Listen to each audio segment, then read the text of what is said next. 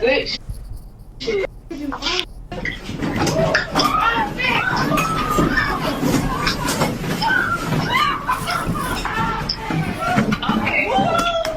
Is that a pocket knife? She had a pocket knife. She had a pocket knife. She had a knife. Good shit.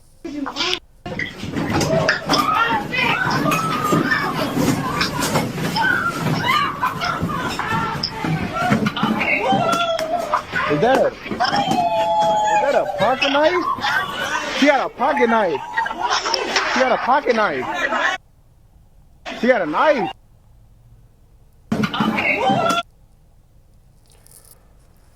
Alright, Shalom. First and foremost, I want to give all praises to Yahweh Ba'Shem Yahweh Shai Ba'Shem HaKodash, double honors to my apostles and elders of every millstone. Peace and blessings be unto the elect. This is Brother Dawada from the GMS Detroit camp. Coming at you with another video through the spirit and power of Yahweh Ba'Shem Yahweh Shai Ba'Shem HaKodash.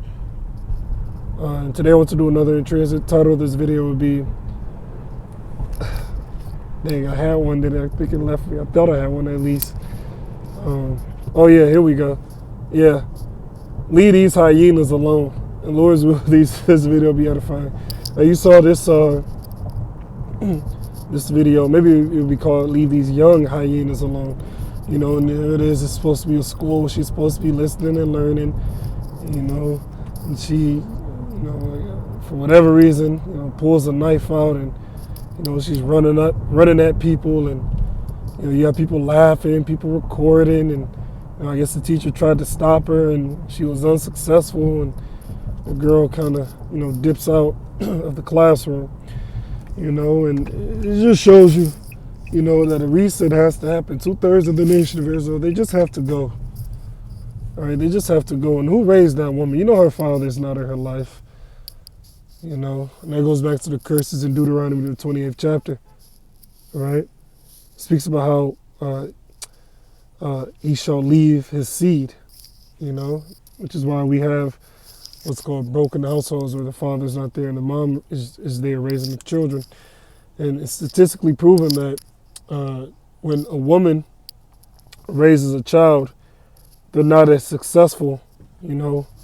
They have a worse outlook, you know. They're often involved in crime, right, when it's a single mother as opposed to when it's a single father. In other words, if it's a single father household, the children often end up, you know, doing better for themselves. Whereas if it's a single mother, the children often end up in some type of, you know, wickedness, you know. And that's a statistical fact, and that's why Esau went for the men of the household, you know, get the so-called Negro man about the picture, you know, and leave these so-called black women to fend for themselves and their children. And then he pushes feminism to tell you that you don't need no man. You know, you don't need a man. You can do bad all by yourself. And then you wonder why your children end up being monsters, because you don't have the man in the household, you know. So, you know, it's this pit that has been, you know, woven, you know, and Jake can't really get out of it. And the only one who's going to be able to liberate us from this condition is Yahweh Shah himself, right? The one whom the world ignorantly calls Jesus Christ, which we hate even saying that word. I couldn't even pronounce it properly, you know. But, you know, he's going to be the one to redeem us up out of this. That's why the scripture says that no man shall buy thee, all right? No man shall buy you, meaning no man is going to be able to redeem you. No man is going to be able to save you out of this state that you're in. Just yesterday was so-called Martin Luther King Day. You had a lot of students, they're off school, celebration.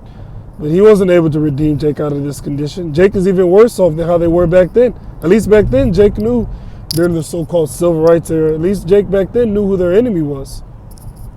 Now, Jake don't know. That's that scripture in Genesis 49. All right? It says, you know, he stooped down. Oh no, it says, from the prey, my son, thou art gone up. The prey is Esau and these other nations. But Jake is in this state where they don't see these nations as being their enemies, you know, as being the prey. They don't see them as being such. They want to befriend. You don't see a lion befriending a zebra. You know, you don't see that. The lion knows that that's its enemy, all right, or rather, its prey, rather, you know. But not Jake. Jake think that Esau and these other nations, Jake think that they're there to help him, you know. But that's not so. All right. Now, you see this so-called black woman. She pulls out the knife and she's chasing that, and that's what the scripture says in Isaiah 59: wasting and destruction are in their paths. And it don't matter that she's a YH. You can use your imagination. If you know what YN is, you should know what a YH is. You know, it's no surprise that these things are going on amongst YHs. All right. Scripture says, and because iniquity shall abound. The word abound means to grow. That's Matthew 24:12. And because iniquity shall abound, the love of many shall wax cold. You know, you're supposed to be in a classroom, and you're supposed to have that sense of community, right?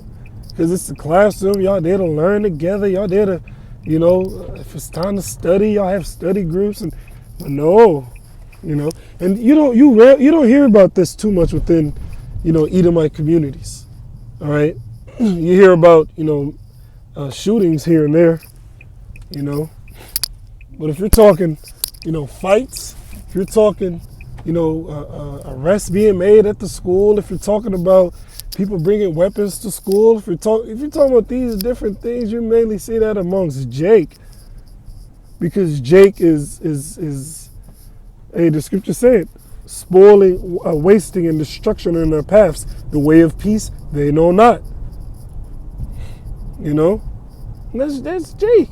Here it is. It's supposed to be a woman, and that shows you how far the woman of our nation have fallen. Here it is. At one point, Scripture says, the woman that is tender among you, that will not so adventure to set the sole of her foot upon the ground, for very comeliness and delicateness, her eyes shall be evil toward her husband. Roughly paraphrasing the scripture. So at one point, our women were so dainty, they didn't even want to put their foot on the ground. They had to be carried. They had to be carried. If you ever see those movies where the princess and the prince and the king and the queen, they'll be in these, like, what do you call them? It's not a carriage, but it's like a, what's the word? It's like a box, for lack of a better term, but it's like real fancy. And they have their slaves, bearing them up or carrying them. All right, carrying that box. And there's long poles that them 4 slaves will carry, 2 at the front, 2 at the back, to carry that queen or that king wherever they want to go.